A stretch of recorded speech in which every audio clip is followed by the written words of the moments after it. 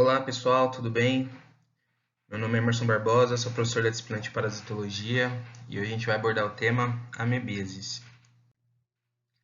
A amebíase ela é uma infecção intestinal de início, né, dependendo do quadro aí do paciente, é ocasionado pela ingestão de água, fruta, legumes contaminados e ele pode causar diarreia, né, e evoluir para disenteria e quadros mais graves, que são os quadros extraintestinais. É um parasita monoxênico, ou seja, ele exige apenas um hospedeiro e ele tem como principal reservatório o homem. A gente tem na natureza diversas amebas, amebas de vida livre, amebas intestinais, e de interesse humano, né, de interesse médico humano aqui para o Brasil. A gente tem, né, algumas amebas que são mais importantes, são mais estudadas, entre elas Endolimax nana, Iodomeba butili, Entamoeba coli. E aí nós temos a Entamoeba dispar e a Entamoeba histolítica, tá? Ela está em destaque porque a gente vai comentar mais dela hoje, né? Particularmente aí da Entamoeba histolítica. E a gente vai entender o porquê que ela é o grande foco. Tá? Mas só para a gente já entender por que eu estou citando as outras. Né? Porque a Endolimax nana, Iodomeba butili e a Entamoeba coli e a Entamoeba histolítica são amebas comensais. Ou seja, nos nossos pacientes a gente encontra bastante resultado positivo, tá, no exame de fezes. Tem uma grande prevalência, né, essas amebas, porém, elas, por serem comensais, o nosso paciente ele não apresenta clínica. Tá? Então, o nosso paciente ele não vai apresentar sinais e sintomas. Ou seja, não é necessário tratar esse paciente, tá? Mesmo encontrando no exame de fezes.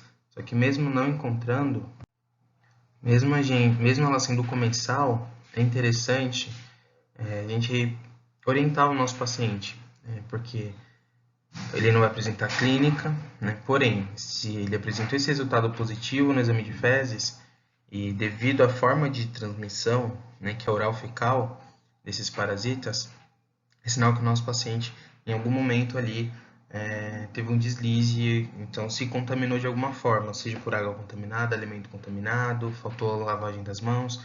Então é interessante a orientação desse paciente.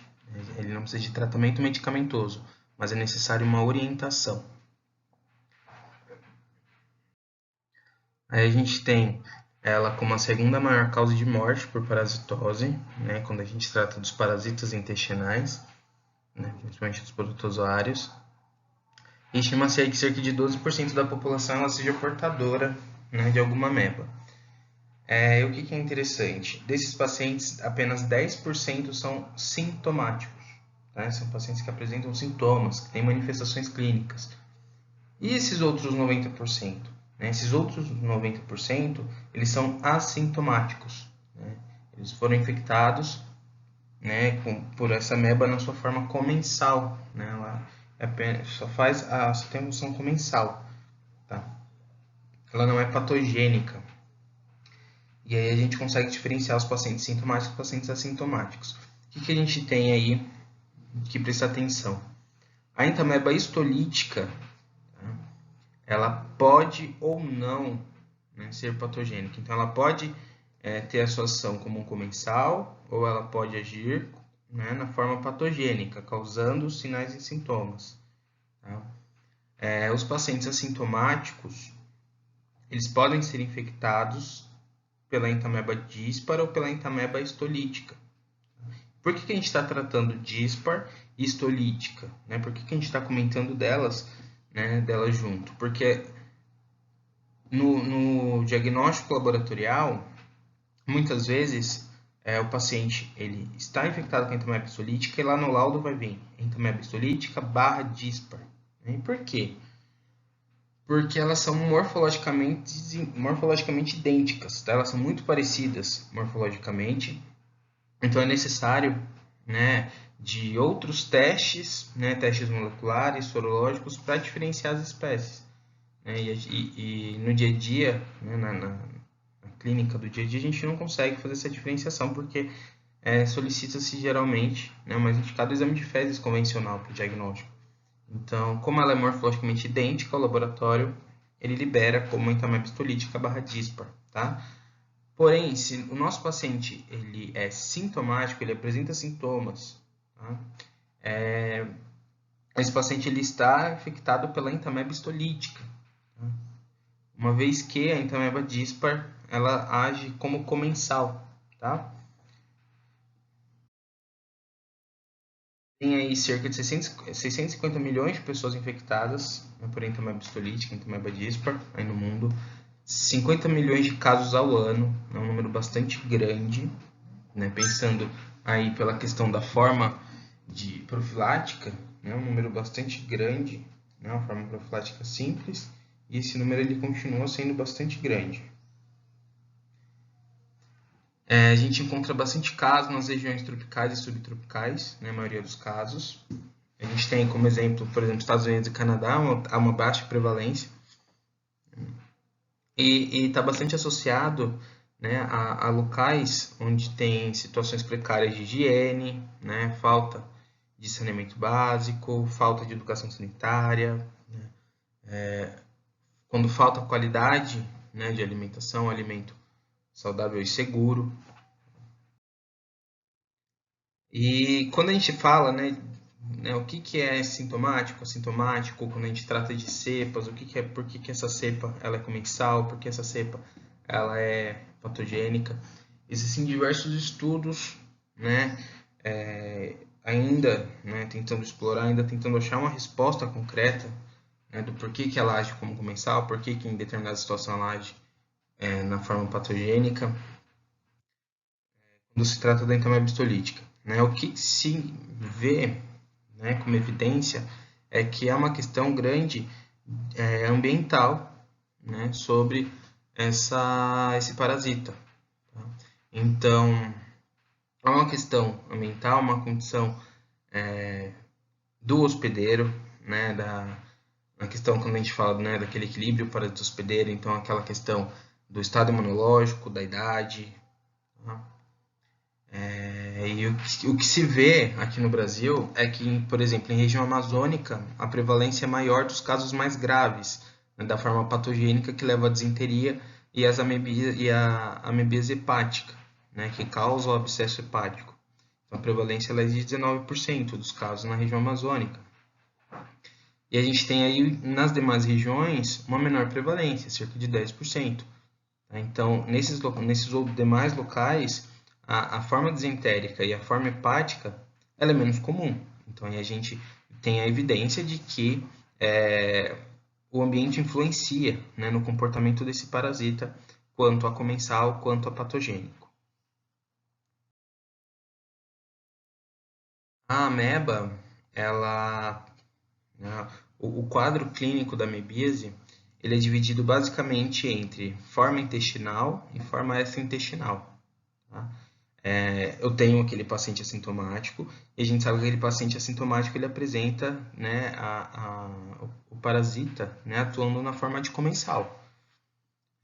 Ou ele pode ser patogênico e tende a provocar a invasão dos tecidos, né, dos tecidos intestinais e demais, tá? Dependendo do quadro aí do paciente. Mas vamos falar agora do paciente sintomático. Tá? O nosso paciente sintomático ele pode apresentar a forma intestinal e a forma extraintestinal. Tudo bem?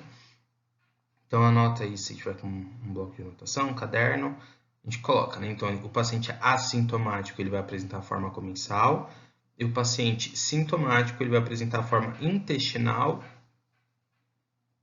e extraintestinal, tá? E aqui vamos salientar que é uma evolução, tá? Então, para o nosso paciente, ele inicia apresentando a forma intestinal, caso ele não seja tratado, caso, né, o quadro piore, caso esse paciente seja imunodeprimido, bastante debilitado, né, ou tenha uma idade avançada, ou uma criança, né, pode acontecer, tem relatos, esse quadro vai evoluindo, e aí ele evolui para a forma extraintestinal. Tá? Na forma intestinal, o quadro ele se inicia, né, na forma branda, né, que é quando o paciente ele apresenta desconforto abdominal, que é de leve a moderado, e esse quadro ele pode evoluir, tá? Entrando aí no quadro de diarreia aguda. Há poucos relatos, né, de presença de sangue nas fezes nesse início, né? O que relata-se muito é a presença de muco, né? Caso não tratado, então esse quadro vai evoluir de diarreia aguda, ele passa para um quadro de disenteria, onde a gente já vê a presença de sangue e muco nas fezes. Tem quadros com sangue abundante. Esse paciente ele já apresenta febre e calafrio devido à inflamação intestinal. E esse quadro ele pode evoluir, e ele vai agravando. E aí esse paciente ele passa da disenteria, e aí o paciente vai ficar desidratado, bastante debilitado. Devido a essa lesão, né, a extensão dessa lesão no intestino grosso, ele vai apresentar colite. E essa colite, quando não tratada, ela pode evoluir para forma fulminante. Tá? Aí o paciente ele pode apresentar, por exemplo, peritonite fecal. Tá? E ele tem necrose das alças intestinais. Ele pode ter extravasamento das fezes para a cavidade abdominal, onde ele vai evoluir para o quadro de sepse, né, até a óbito. E aí, quando ele está nessa fase, né, dessa colite, né, no início da forma fulminante, a gente já tem essas amebas já ultrapassando o intestino, né, e chegando ali, chegando nos vasos sanguíneos. Né? Quando a gente fala do ciclo, a gente vai falar com mais detalhe, mas ela cai na corrente sanguínea. E aí a gente tem os casos mais graves, que é a forma extraintestinal. E aí ela é disseminada, esses parasitas eles são disseminados na corrente sanguínea, e aí por via, né, da circulação, ele sai ali do intestino grosso, o lugar que ele encontra, né, é o fígado. E no fígado, né, que é o órgão com maior frequência, né, dos relatos, ele vai causar os abscessos, né, vai fazer os abscessos hepáticos. Então ele se instala no fígado, ele vai formando abscessos, ele vai se multiplicando no interior desses abscessos e compromete o órgão. Em seguida, ele pode evoluir, chegar nos pulmões, causar abscesso pulmonar e ali também chegar no cérebro, né, causar a amebíase cerebral. E aí o paciente vai a óbito, ele vai ter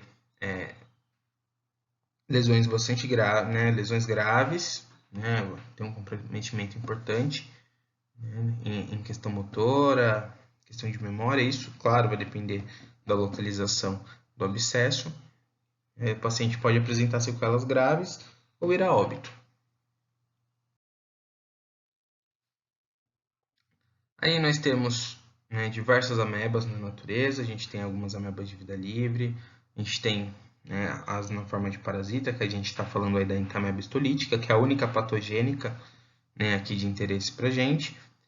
Nós temos os comensais, como a gente comentou, né, tem a maior prevalência nos nossos pacientes, porém ela não precisa tratar esse paciente porque ela age na forma de comensal. Tá? E aí a gente tem as amebas de vida livre, como a Cantameba e a Negléria, que são patogênicas. Tá? Elas são classificadas como amebas de vida livre patogênicas, e elas têm afinidades por tecido nervoso, tecido ocular, mucosa, né, e são bastante graves. Leva à morte, à cegueira, tá? Mas o nosso interesse aqui são amebas intestinais. Ela apresenta duas formas de vida, né? A forma de trofozoito e a forma de cisto. Que é interessante a gente lembrar, né, que a forma de cisto é a forma de resistência, a forma que o paciente elimina pelas fezes, que a gente encontra, né, na água, nas verduras, nos legumes. E a forma infectante, tá? Então, qual que é a forma infectante da Entamoeba histolítica? O cisto, tudo bem? E a gente tem o trofozoito, que é quando ele está na sua fase ativa, tá? Quando ele está lá dentro do nosso organismo, né? Quando ele está ativo, causando danos, tá? E aí a gente tem esse trofozoito. Como que a gente faz a distinção, né, entre a Entamoeba histolítica e as demais? A gente vai avaliar tamanho, né, quantidade de núcleos, a presença de inclusões citoplasmáticas, né? E aí a gente precisa do exame de fezes, que é mandatório, né, no diagnóstico, no caso das amebíases, para fazer essa distinção. E aonde que a ameba vive? Diferente de outros protozoários intestinais, ela vive no intestino grosso, né? Por que que ela prefere, né? Por que que ela tem afinidade ao intestino grosso e ela se instala no intestino grosso? Oferta de alimento. Então, para o comensal, ele tem microbiota intestinal, que ele se alimenta dessas bactérias, e ele tem matéria orgânica. Como que ele se locomove? Por pseudópodes. Então, ele vai fazendo prolongamentos, ele vai fazendo extensões da sua estrutura, vai fazendo prolongamentos, e ali ele consegue se movimentar e se alimentar. A divisão é divisão binária simples, essa é a forma de reprodução, né, por divisão binária simples. Então, 1 vira 2, 2 vira 4, 4 vira 8. Só se divide o trofozoito, tá? O cisto ele não faz divisão, só o trofozoito faz divisão, isso dentro do intestino grosso. E a forma que ele se alimenta é por fagocitose, pinocitose e também transporte de membrana. Esses trofozoitos eles têm essa capacidade. Então, pelo contato que eles têm ali com a superfície do intestino, eles aderem ali às microvilosidades e ali ele se instala, né, e ele consegue ir absorvendo pela sua membrana os nutrientes. Ele se locomove, né, pelos pseudópodes por meio, né, dos filamentos de actina e miosina, então eles vão contraindo os seus filamentos, né, então eles vão puxando e empurrando o citoplasma.